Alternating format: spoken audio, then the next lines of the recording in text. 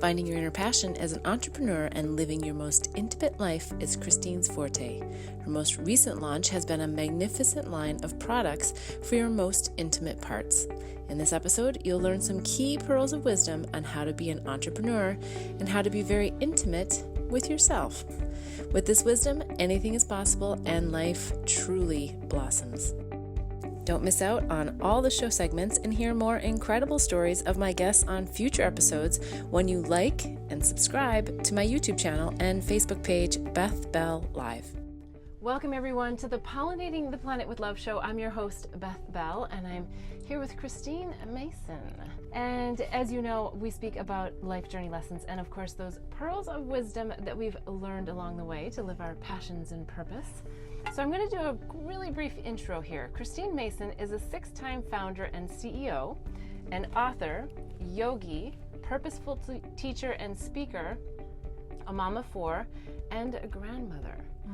Her current endeavor, Rosebud Woman, invites a new conversation about women's bodies, self-care, and power.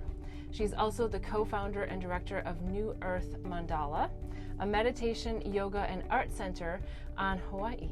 Christine has been teaching, studying, and writing on yoga and consciousness since 2000, with an emphasis on bringing yoga into daily life and human systems. Her books include Indivisible. I knew I was reading that. Undivided. Yes, Indivisible. Like that. Bending the Bow, The Invitation, Love in the Face of Everything, and the upcoming 9 Gifts. Welcome to the show. Thank you so much. It's so nice to see you again. Yeah, it's really super fun, and I like to share how I meet my guests. And we have a really interesting story. A mutual friend that I think we met sort of in periphery somewhere out there. Troy Swanson. Yes, in the world. I met him in Amsterdam at a party where he came dressed in Burning Man clothes. Oh my goodness. Yes, and I met him in Bali as I was living there. And he one day said, "You must meet Christine." Yes. And he texted, I think, both of us a similar message of like, this is like a have to meet up kind of thing. And then lo and behold, there you are in Bali. Very good intuition. Yes, yeah. He did. So it's, life is about serendipity and meeting the people when we need to meet them for whatever reason the universe has in store. And here we are, maybe a year later. Yeah, maybe 2 actually. Yeah. Yeah. Actually, it would be 2. Yeah, it would be 2. And I've seen you in other places around the world. So back here in LA before. Yes. So I always like to start out with the question, what did you think you were going to be when you were a little girl? And is that what you're doing today? I thought I was going to be put on plays. Like I can remember being about 6 or 7 and organizing all the kids in the neighborhood to be in my little theatrical productions and costuming them and all that stuff. And so that's what I thought I was going to do. Yeah, it's not actually that different from being an entrepreneur. Right? Yes. Or convening events and stuff. I had a really deep love of nature and the outdoors when I was young also, and I think that's also carried through. Yeah. So what was your first job then? Oh, well, my first job was hot gluing feathers onto Western dance attire, like basically sweatshop piecework. Oh, that was wow, my actual first job. I went to college just barely 16. And I worked 3 jobs in college. I was a tutor in the Urbana public schools. Wait, you went to college at 16? I did. So you were one of those accelerated kids? I was. I mean, I skipped some grades, but also we were in international schools, and so every time you returned to the U.S., you were usually a little bit farther ahead than your American counterparts. So, and I couldn't wait to actually get out of the house, so I was taking morning classes and summer school, and anyway. So I got there and I had to subsidize my education. So I worked as an underage bartender in a bar. I took ROTC, Army ROTC, which had a little stipend, and I worked in the Urbana public schools. So I kind of, really figured it out as I went along, like whatever I could do to piece it together while I figured out my actual calling. Yeah, so you were taking some intuitive risks and jumps from an early age, just... You could say intuitive. Yeah. Yeah. I mean, I know you are in the river of intuition more than most people for me, it was probably like, whatever's in front of me, like accepting what was coming at me, often without really thinking through the consequences, but it all worked out perfectly. Yeah, wonderful. Okay, so you become an adult and you're out in the world, and where does that lead you? What is it that you do next that you feel like was really in your calling? Well, I met a guy when I was in the first class at college who was a fifth-year senior, and I was a 16-year-old freshman. And we fell madly in love, and shortly thereafter were married and then had 4 children together. And so while we were going to school, I was raising these kids, and they're amazing and You're beautiful. like 17 years I was 18 when 18. I had the first one. Oh my goodness. And so 20 and then 21. And I remember I went to graduate school for business thinking that I had developed an interest in human rights at that point, thinking that I would be able to advance human rights more through international systems and trade than through NGOs. And I was the first woman that they let into the program with children. And so I feel like if I hadn't had them so young and tuned into the needs of the next generation, that my entire trajectory around nurturing and loving and bringing up a new society would probably have been very different. I'd probably be more entrained in the current systems of dominance and oppression, but we can get to that later. Had I not had such a young motherhood experience. What pearl of wisdom for other young mothers who feel like they are kind of trapped within the idea of children, and because you were able to sort of do it all at the same time. I mean, you were going to university, you had children, you had a husband. Is there any pearl of wisdom looking back now that you could give to others? Well, the kids don't actually need a lot in the beginning. That's the first thing, as they just need your love and attention, and none of the material things that we really feel we have to provide for them. So they cannot be material extensions of you. I think that's the first thing, is like you're really there to identify their spirits and see what's inside of them that you can magnify. Just like when you're planting something, like you can never say, I made these kids. It's such a ridiculous idea. It's like if you plant a tree or a flower and then you say, I made the tree or the flower. It has its own seed, its own inkling of what it wants to become.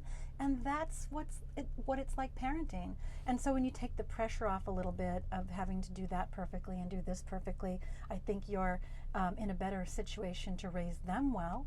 And then also to stay in a more generally centered and loving place yourself. Like no matter what you've got going on outside, spiritual practice comes first, and then your health, and then your children, and then your family and your money, and from there all your projects. But you, even from a young age, like putting your spiritual practice at the center of your life, whatever that is, nature, metaphysics, some kind of version of a mystical experience in your native religion, it doesn't matter, but that's my advice. Yeah, it's great advice. Stick with what matters. Yeah, no, I love those pearls of wisdom. Take the long view. Yes, I love that. So you have 4 children. 4 biological children. Yes, and then what comes next? You graduate from university. Yeah, so let's see. What did come next? I went really full on and trained into traditional work. I worked in mergers and acquisitions. I got a little bit disenchanted because at that time there really was no place for a woman with children to work full time in these high demand consulting gigs. There weren't any accommodations.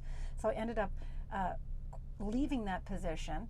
After asking to be put in an in-town project for 6 weeks, they sent me to Lincoln, Nebraska for 6 weeks instead in the middle of winter. I said, okay, so that's not going to be helpful. I left that and started my first company, which was then purchased by another company. And I felt that as a woman, you were either going to ride the ranks of middle management, or you were going to be the boss. Because if you were the boss, you got to sort of control your day and control the culture. And so I kind of became an entrepreneur by need, because nobody would accommodate this idea that you could be a fantastic parent, a fantastic member of the community, and a great worker at the same time. If they had, my trajectory might have been very different. Yeah, that's very interesting. So pearls of wisdom for entrepreneurs out there. You've done many companies, been successful at many. I'm sure, as every entrepreneur's experience is, that there's some that they suffer from and some that are just, incredibly successful. So Any pearls of wisdom there? Yeah. Okay, this is a great question. There are a lot of different ways to do entrepreneurship. You know, it's basically you're starting with a vision and you've got it on a piece of paper, and some people don't have the big enough vision to get them excited to come to work every day that's tied to sort of their core dharma. The business that I'm doing now is very in line with my core dharma, but I have done others in the past which were opportunistic. And I find it much easier to sustain my energy on the things that are really tied with what I believe in. Yeah. So first, know that if you commit to doing something, you're in it for at least 3, if not 5, if not 7 years, and make sure you're picking well, because you're going to need that deeper belief on the mission to sustain you in the hard moments. Yeah.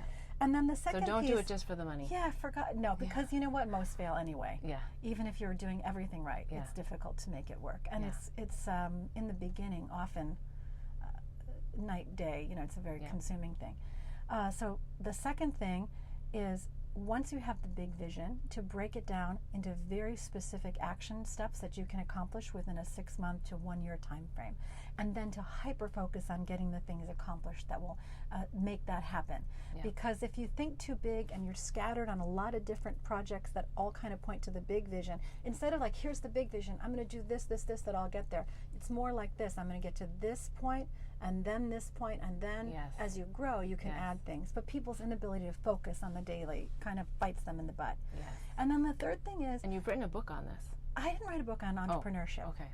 I wrote a book on violent systems and how we learn to be disconnected. But the entrepreneurship stuff is a big passion. I particularly like it for women and other groups that have underrepresentation in the capital markets to understand that until you gain access to capital and you have extra, it's very difficult to influence political discourse in this nation the way things currently stand. So if you really want to do systems change, it would be helpful if you were saving money, investing money, building businesses, and not living hand to mouth. Yes. And so there's a whole bunch of broader social implications of having capital that I like to talk to women about in particular, but it applies for a lot of other groups as well. Yeah.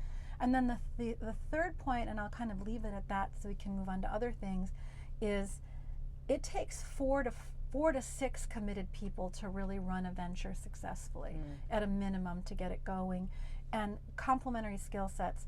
When I wrote the book Bending the Bow, we talk about it in terms of activist movements and map the roles that people need, but I was very struck in looking at the activist movements, how much that mirrored what you need in a startup. Yeah. So yeah, that's pretty much some tips. Yes. I mean, I could talk about that all day long. Great tips. Yeah. Well, we're going to get into more, but we're going to go to a quick break first, and we'll be right back. Okay, super. Thank you. Blossom Bliss products are designed to help empower pure love and purpose in your life. It's through the power of words, flowers, and symbols that our products assist you in creating a blissful life. The power of words in our mini mantra word bar necklaces assist you in setting and blossoming your personal intentions. The affirmation cards leverage the power of flowers by providing daily inspiration. And the power of symbols in our life journey bracelets are great reminders of the things that bring us peace, joy, and love. Products are made and blessed in Bali with love by Balinese artisans who work with empowered hearts. When you purchase jewelry with a bee charm, we donate to save the bees. Join us in pollinating the planet with love. Go to our website, blossomblissbali.com. Again, that's blossomblissbali.com.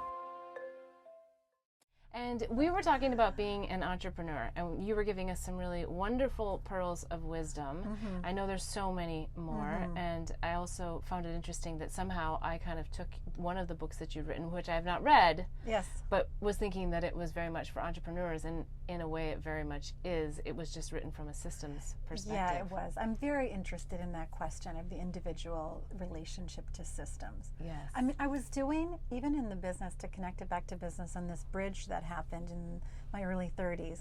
I started training in yoga, practicing yoga a lot, and I began to learn the principles of the yamas and the niyamas, the things you should do and you shouldn't do as the first limb of yoga, including things like don't be greedy, very simple things. Yeah. And brought those back to my business and snuck those principles into the business. And that yama and niyamas. I haven't heard of these. So it's like do no harm, don't be greedy, things like that. Restraint of urges. They're really good. They're like the 10 Commandments of yoga in a way, and actually a little bit easier. Don't steal. Asteya is non-stealing. Is this from Mark? This is the Yoga Sutras of Patanjali, the oldest text that they've written down in the yoga world.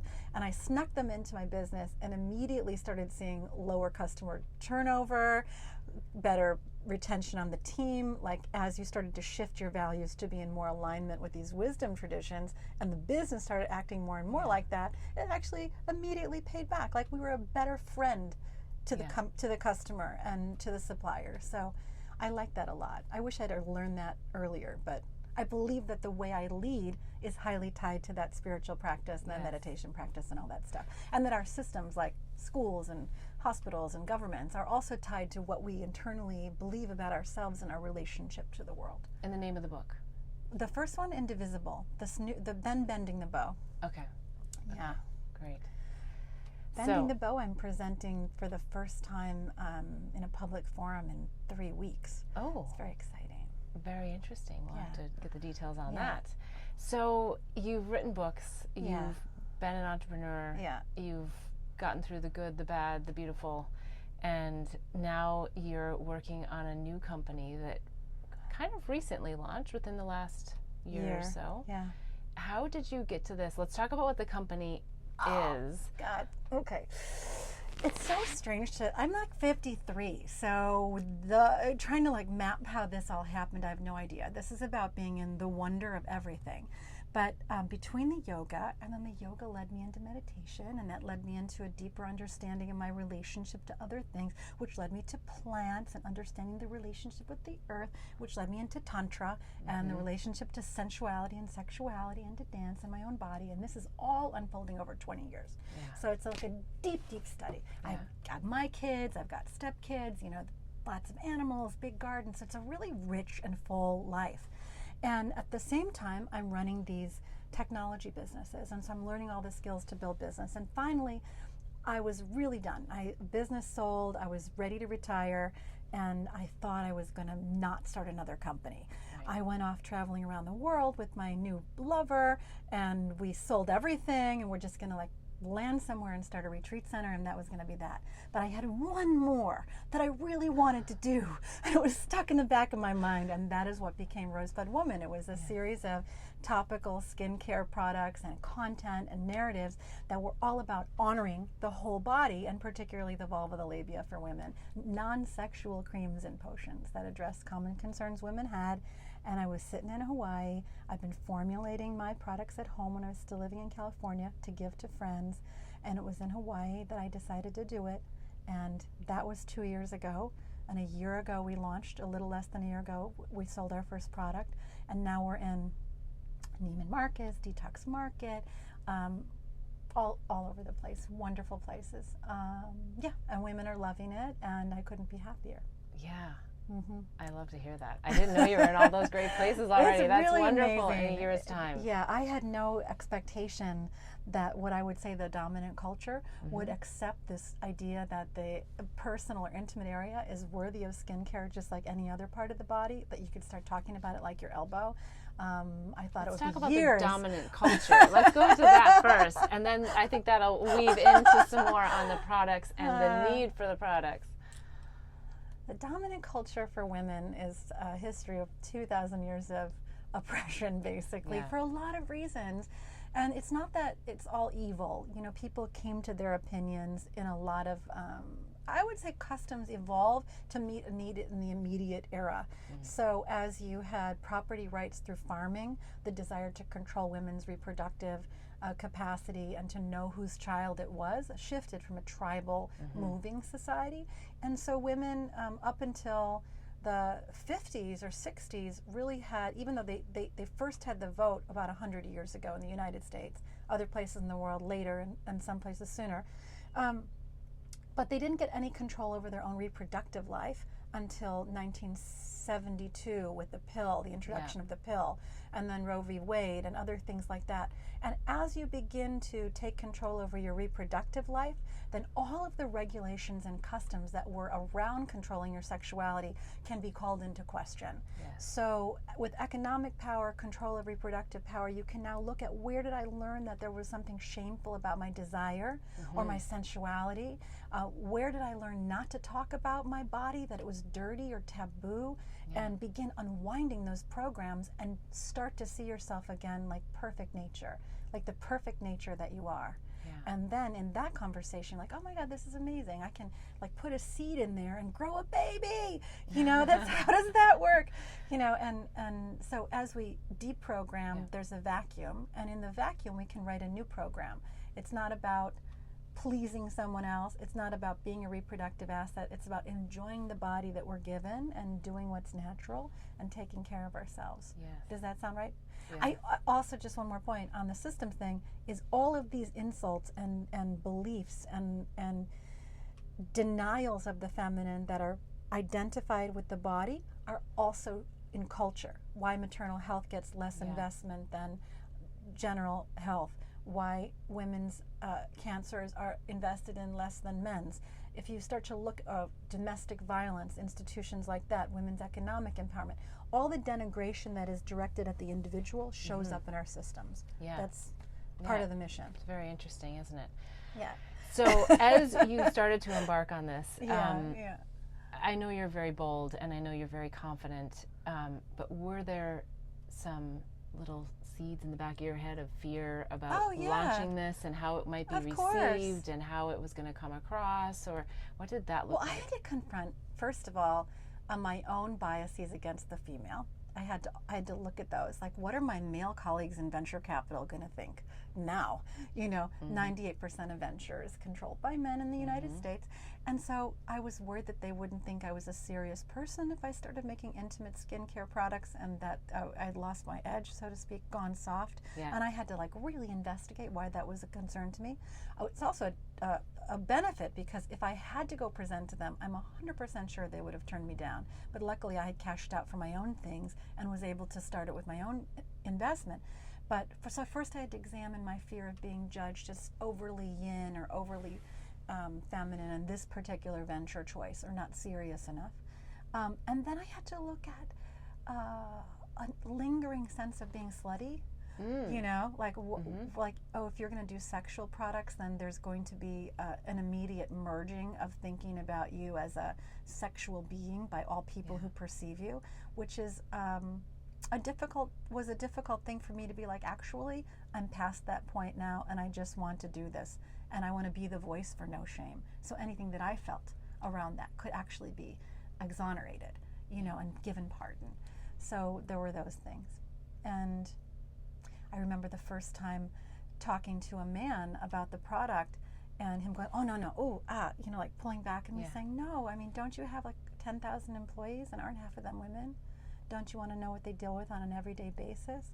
And just standing my ground and waiting for the response, and watching how that is kind of a medicine to invite people into the conversation to create greater understanding.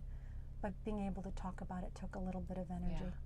Well, I see it as a way to really help unlock a lot of the feminine power within. Yes. But then I also see that there's the masculine that looks at that as a threat, right? Ooh. And it's not so much, it doesn't have to, the discussion can go a lot of different places. I mean, it's not about just men and women. Right. It's about masculine, feminine.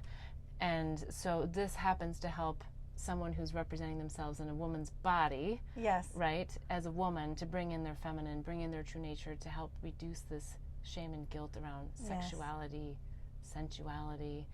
How did Tantra, your experience with Tantra, come into you building this? Two things. First, I want to go back and maybe, to maybe give the Tantra 101, just so that the perspective for the listeners is clear on what Tantra is, because I think there's a lot of preconceived ideas about Tantra as well. Yes, there are. So first I want to just address this question of masculine and feminine. Okay. I'm really hoping to shift people's language. We don't have a great alternative in English, so I'm encouraging people to use yin for the feminine and yang for the masculine, because it is such a misidentification with your embodied self.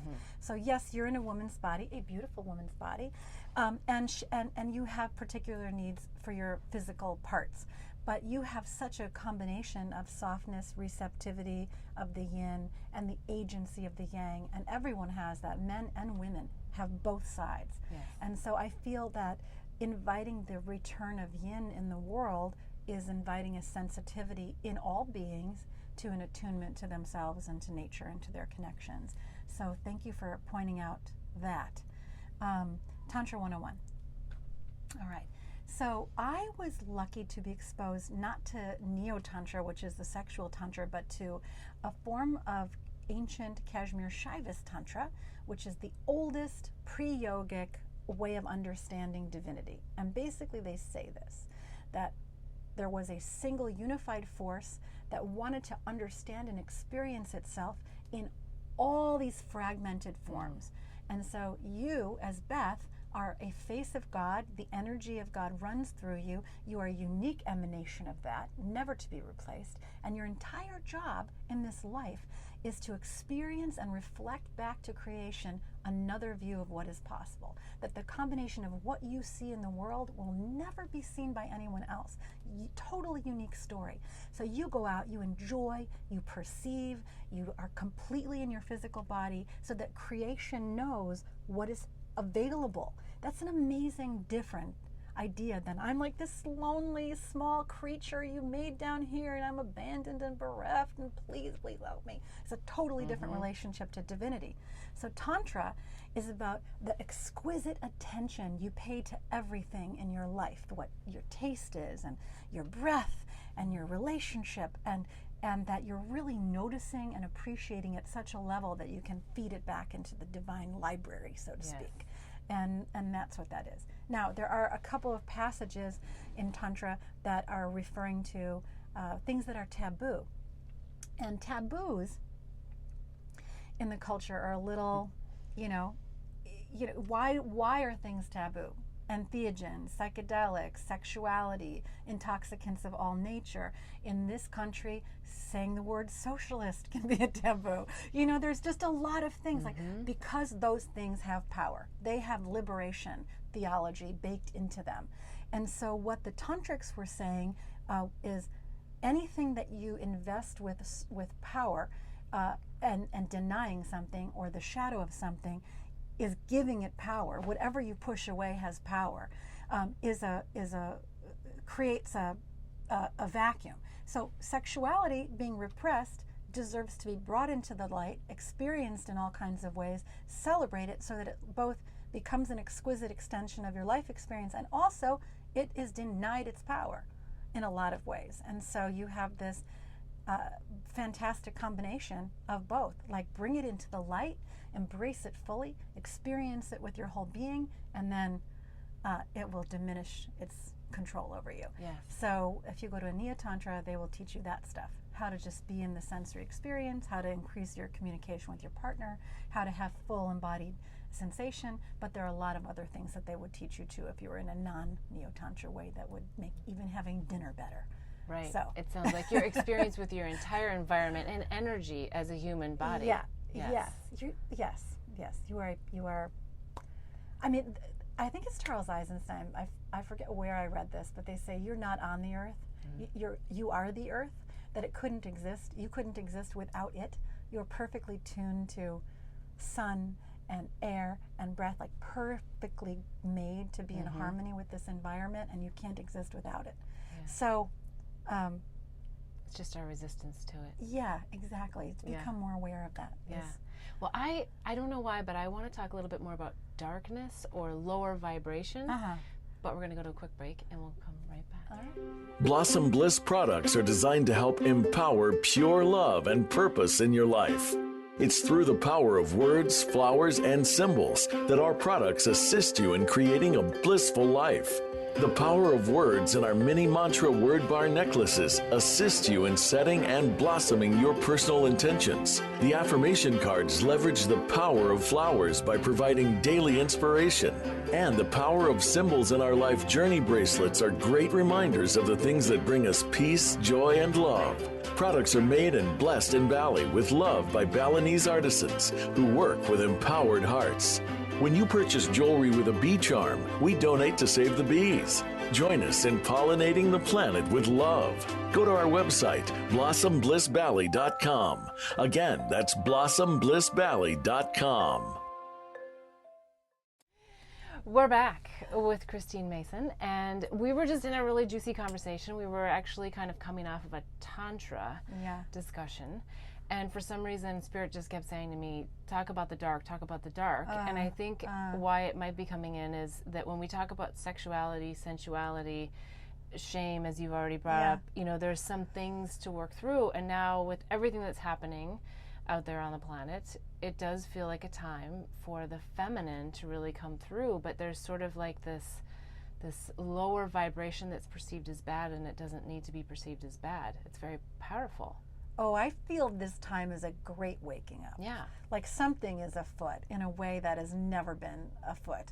The level of interconnectedness around the planet is such an intensity, and all of our shitty bad behavior as humans is in our face. Yeah. You know, and so we have a really big opportunity to come clean with each other and to learn a new way of interacting. You know, I'm in a couple of sort of prepper groups, positive deep adaptation, to learn about living on the planet in a healthier way. That's a lot about what we're about on Hawaii. So in terms of our relationship to the ecosystems, there's tons to learn, but it's deeper than that. It comes from what we were just talking about on the Tantra. What is your relationship to Earth and to the other person? And if you've been inculcated an idea that I have to be better than you, I have to dominate you, I have to get mine because there's not going to be enough, that whole idea has pervaded and made us predators on the planet, predators of one another. And in some way, like imagine you were living in a 150-person tribe, which is the normal size of a healthy pod that people can actually know each other's name in. There would be children, there would be old people, there are people who are sick, there'd be people who are disabled. And if you knew all of those people, you would design a culture that wasn't just biased toward those who were in their productive sort of wage earning years. You would design a culture that took care of everyone because you knew you too were once a child. You might be disabled. You might be an elderly person who's lost their memory, and you would create a culture that held everyone, and you would design structures that would allow that. And what's been happening with globalization is that when we try to put those structures in, the 1930s saw a wave of that, the 1960s saw a wave of that. The organizations that want to keep more of it for themselves and not abide by those laws just take themselves out of the picture and go do it in a place where there are no laws. And so they do global labor arbitrage and leave the systems and the societies failing so they can have more for themselves. And that whole thing is getting shaken up. Yeah. And I believe this is a last impulse towards trying to make the old way work that cannot hold. And we do have an opportunity, I think, in the next 8 to 12 years to do it and to wake up from that. I would like to say, particularly for those people who are in the United States and listening, that means we finally have to come to terms with having founded our country on the murder of almost 10 million natives. We have to deal with the fact that we built so much of our wealth on slave labor, on indentured servitude, and that continues to this day, and have to shift our perspective on who we are so that we can become accountable to those things, and that in fact will set us free as a people to become more compassionate, more loving, more interconnected, and to trust that there will always be enough. Yes. So this idea of secrets and shame and what you don't talk about is so controlling you, is such a powerful idea. You know, in your own life, like the things that you don't want to talk about in public are the ones that you should be talking about so that they lose their power. That's the same way it is in families. It's family secrets that screw you up. It's the same way in cultures. So we hide old people away because we don't like that discomfort. We want to put mentally ill people out of sight. We want to put the prisoners or the people who are the symptoms of broken cultures away for life. And none of that is true. Yeah. And you know what I love about what you're doing is that it really brings you back to your own vessel, your own vehicle as a woman. Yes. To really go into that sensuality of who you really are. Yes. And get rid of these ideas of shame and guilt. And oh, by the way, then you can experience greater levels of pleasure with yourself and with others, because your experience changes with the world. Yes, it does. So when I went to name the company, which is called Rosebud, and of course as you I love mentioned earlier, Rosebud Woman. Right? Yes, it's all plant-based. I know you'd love that. So many beautiful flowers in there. But I went to Urban Dictionary, and there were 760 euphemisms for a woman's greater vulva region, and none of them were nice. Like 8 of them were nice. Wow. And the rest were all insults, with the exception of Breakfast of Champions, which kind of could go in both directions. Wow. But most of them were insults. Yeah, and so I sat with that. I was like, that's incredible. And so you started to look at, I dropped them into categories, a taxonomy of these insults, like they fell into the category of whoredom or objectification or possession or filth. And you sort of like, oh my gosh, these are all of the same accusations that are made against the feminine in general, instead of like honoring, nurturing, empowering words for that part of the body. And what would happen if we began to shift that narrative? Because whether we know it or not, we've been swimming in that language and in that environment our whole lives. Even if you had people who raised you, who told you how perfect and beautiful you were and talked to you about your body when you were 9 and 10 and 12, even if you had that, you were still surrounded by a culture that didn't do it. So I feel like unwinding that message is big. You just happened to bring me some beautiful products, which I want to learn about. I'm going to dramatically blossom, I think, after these. We didn't talk about these, but I'm glad I wanted you to have want them. to. Is there an order to them? There's 3 different ones. Honor, Rosebud Woman. This is my daily balm. This is a really, you want to open it up and everything? I do. This is Environmental Stewardship Council, forestry packaging. This is glass, totally recyclable.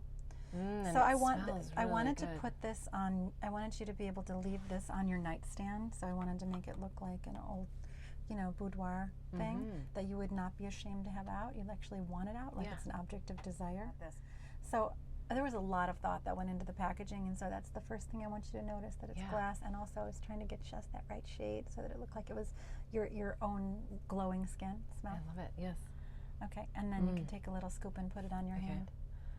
So maybe even more. You'll notice it turns right into... Oh, goodness, it does. It turns right into a body oil, like a very sweet dry oil, but not with any... So it was designed to have 10 minutes of play, so that you would start on your hip points and massage and bring blood flow into the overall pelvic region. Like you get into bed and pull down the covers and you do your hip points, and then you do outer and inner labia and leave it on overnight and let the active ingredients in it replenish the tissue. It's for emollient, moisture, thinning tissue, skin laxity, all that kind of stuff. It's really a beautiful... The active ingredient is an extract of German chamomile called bisabolol. Everything in it is plant-based. It's and it's got a lot of other great adaptogens and aphrodisiacs and other things like that. But daily treatment. And the way that you go about applying it, is there something special to that? I mean, I know like with facial things, there's a way that you... Okay. So I want every man who's listening to actually pay attention. I know you're like, pussy, or whatever, like you don't want to talk about it, but I want you to understand that the tissue is very different, because this will help you be a better lover. So the tissue of the whole area of the vulva and the labia, that whole area and the vaginal canal, it doesn't maintain any moisture in itself. All the moisture is stored in a subcutaneous layer. And the only way to bring moisture to the surface is to increase blood flow. So when you bring blood flow, blood comes in and then it reaches that subcutaneous layer, and then it pushes the moisture through, and it mixes with the elements from glands and ducts and stuff like that. So it's really important to take the time to bring blood flow into that part of the body. Like if you're a woman, you can do squats, you can wiggle, you can dance, but a lot of us sit all day, and so the sedentary, there's trapped blood in there. So I like the idea of beginning with the hip points around the pelvis, and like getting actual massage going, and it's designed to move around the skin for that length of time, because then you're getting blood flow as well as the active ingredients that will help nourish it. So is this about sexuality and or sensuality? It's about you functioning optimally. If you turn on a little bit, have more sensation, begin to develop some more relaxation and the holding patterns in the pelvis, that's a bonus. Yes. But it's, it's all edible, I'll say that. But it's not designed to be, I really want to get this idea across that that part of the body deserves care in and of itself, regardless of whether it's for an interaction with another person. The other thing this is great for is scar remediation. When you're having a baby, a lot of people don't know that NIH studies have shown that perineal massage for 15 minutes a day, a few times a week for the 6 weeks prior to the baby, will eliminate episiotomies and tearing by 70%. And so something like this is also great for that perineal massage on yourself, or a partner can do it to you, and for aftercare for healing scars and wounds. So, well, what about breast cancer after surgeries? Breast cancer, what's great about this is for the general dryness that comes from chemo and all of the other things, that it's amazing for that. We have cancer patients, a lot of women in menopause who use it, and then people who just really like the scent and self-care. Well, I have to say that when I smell the scent, it's very pure, and I haven't experienced that before, and I've smelled a lot of flower. There's no added scent. It's the only thing that it's coming from is what's active. But a lot of times you'll smell the oil, or you'll smell, and it's like, it's so pure, and the skin of this tissue is not keratinized, so it's 10 times more permeable than any other skin on the body. So you can't put just any old thing down there. Yeah. Just know that. Also, I'm not in the tampon business, but nothing that's synthetic and has chemicals. That go find the cotton ones, pay the extra, because that's all off leaching into your body. Okay. Good pearl. Right, so that's a good pearl of wisdom. Okay, so what's the next one we should do? Arouse? Try arouse. You can put this on. Okay. Exciting. So this product is in response to another need that women articulated in our early survey. One is the inability to have any sensation, like they just don't have feeling down there, and also again for dryness. So this is a serum. It's a little bit. If you put it on your fingertip, here. It's a serum. Ooh, that's a lot. And it's a very fine oil. You can put on your lips, and if you you'll notice in about a minute. Are they going to plump up? They'll plump up. Ooh. And if it crosses over, there's this little line here where it goes from inside tissue to outside tissue. That's the same as on the labia. Oh, and interesting. so that's the only mirror tissue that you have in the body. So on the outside of the lips, you'll probably begin experiencing some plumping and tingling in a minute. And on the inside, maybe some numbness. And if you got it in there, salivation. Okay. So it's already tingling. Okay. Wow. I like it. I like it. So the salivation mechanism we explained before, and this is primarily off of a Polynesian plant that's used in traditional apothecary for oral hygiene and for sexual enhancement. Yeah, I read that when you bite into this flower. Yeah, I grow those on my land. You bite into the head of the flower, and it makes your whole mouth like foam and tingle, and that's the oral hygiene component. It cleans the teeth and the gums and all that stuff. And why could we not use those flowers for dental hygiene today? You could. I mean, people in native cultures do. I do at home. I chew them, and Tell me the name of the flower again. Spilanthes acmella. Goodness. And also known as buzz buttons. Buzz buttons. Other things that are in there. We need to have this Damiana, on the Pollinating the Planet with Suma. Love tour. Oh my gosh, buzz buttons. Yes. Okay. Do you want to wipe your hands? I don't Well, want to leave you stuck with. You can rub it all over. It I'm just wondering, really am I going to feel it somewhere else? Because it's for very sensitive skin, I right? doubt It's not if you necessarily. do, then you're a very sensitive person. Okay. So we're not looking to have my fingertips tingling. No, but it will treat the skin. It's got vitamin E and other things like that. It'll still feel good, even if there's no tingle. Okay. So, can men use this? Of course. Okay. And men should not put it on the tips of their sexual organs. It'll be too much. Okay. But they unless they're gluttonous. They can experience it on other areas, though, or no? Yeah, they can. Okay. Yeah. Yeah, I've got it. And I've got it on my tongue right now. All right. Okay, so my tongue is tingling. Good. It'll last 5 to 7 minutes for the active tingling, and the plumping will last an hour. Ooh. So those tissues are getting the skin's getting a little engorged. Okay. Then this one, I'll put on your hand. This is a calming cream. Okay. You can rub it in. This men love, by the way. This is super creamy. So this is an amazing, I made this cream for my body and then made my friends test it. This is the first product I experimented with making. And it has the highest grade arnica that we could find for swelling, calendula, comfrey, etc. for itching. It reduces redness. So it's for any time that you're overheated, that you've been exercising, that you've gone at it a little bit too hard, that you need some calming. It's got a little tiny bit of mint for cooling.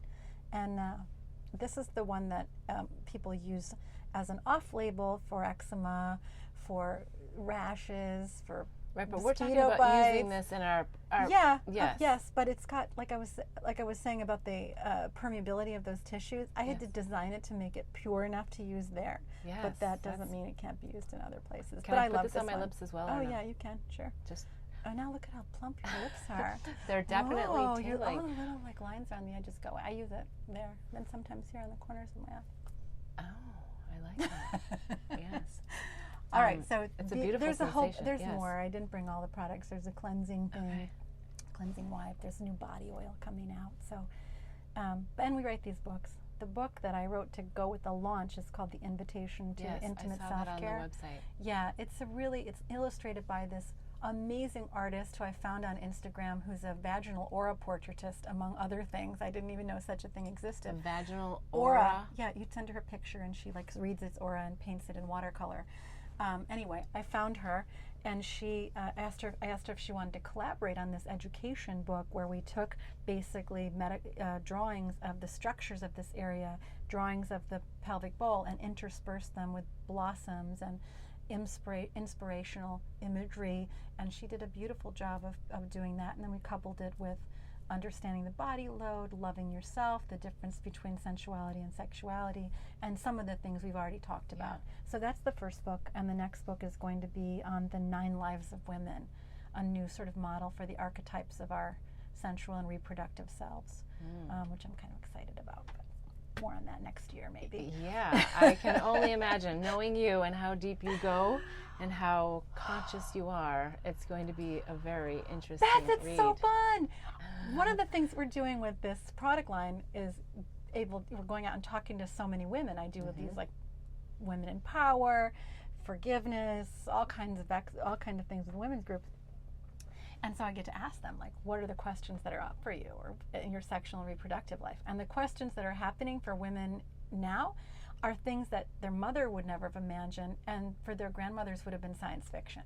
You know, things like, should I freeze my eggs? Should I spin my egg for gender? Should I have a child alone by choice? That is a crazy idea to your grandmother. So, you know, we're really in a time where these questions are new and we can explore them in a new way together. Yeah, so I'm excited about that. I love it. All right, so when people want to purchase these products, they hear about this. Rosewoman.com. Rosewoman.com. It's kind of like the softer version of woke, and also woke is an African American cultural term that we don't want to appropriate, but I do want everybody to wake up. And so Risen or Rose is a nice version of that. So Rose Woman, if you go to Rosebud Woman by accident, it'll redirect there anyway. Okay. But rosewoman.com. I love it. Wonderful. Okay, and I always like to ask the question, I feel like I kind of have the answer myself, but how are these products helping to pollinate the planet with love? The inside of you is reflected in the outer systems. If you love every little bit of you, your thick thighs, whatever it happens to be about you, if you know, the part of you that's silly and a little tiny baby and wants to be curled up and held and not take responsibility for your life, even love that part. Yes. You know, all of it. Once you have that complete and thorough, like, I am a magnificent emanation of divinity and so are you, then everything changes. And I think that's part of your mission. Yes. And probably why Troy wanted us to meet in the first place. Yes, well, we're all about helping to shift chaos to bliss. Yeah. And the perception of loneliness to love. So I think these products and many of your books and all of your pearls of wisdom really help to do that. It's such a great life. Yes. And I think I told you that I had a near-death experience right after Bali. And No. right after I left. Yes, you did. And if I got one thing out of that, it's that you're not obligated to do anything. Your obligation is to enjoy your life and to just be an agent of joy and happiness. And if that happens to come with service for you, if it's not coming out of impose duty or trying to improve yourself or make yourself worth more in the eyes of the world. If that brings you joy, then do it. Yeah. But you have no other obligation, and you'll be amazed that once you start doing things because you like to do them, how the things that might have been perceived as burdensome before become joyful. You're doing it because you love it. And that's what I would also wish, is that everybody finds what they're doing in the world and does it with love. Even if it's hard. Yes, I love that. That's a great note to end on. I think we could go on forever, but I could talk to you. I could we talk will forever on this probably subject. have more episodes. Yes. Thanks for listening. So thank you, and thanks to everyone out there. Wishing you bliss so that you too can help in pollinating the planet with love. Thanks for joining in to hear the life journey lessons and pearls of wisdom of me and my guests. Be sure to hear all 3 segments when you subscribe to my YouTube channel and receive reminders to upcoming shows and segments. The full episode is also available at bethbell.me/show.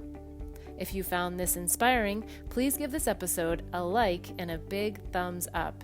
If you want to hear more, follow me or hit the bell for reminders at Beth Bell Live on Facebook and YouTube. I'd love to have you join the mission of pollinating the planet with love.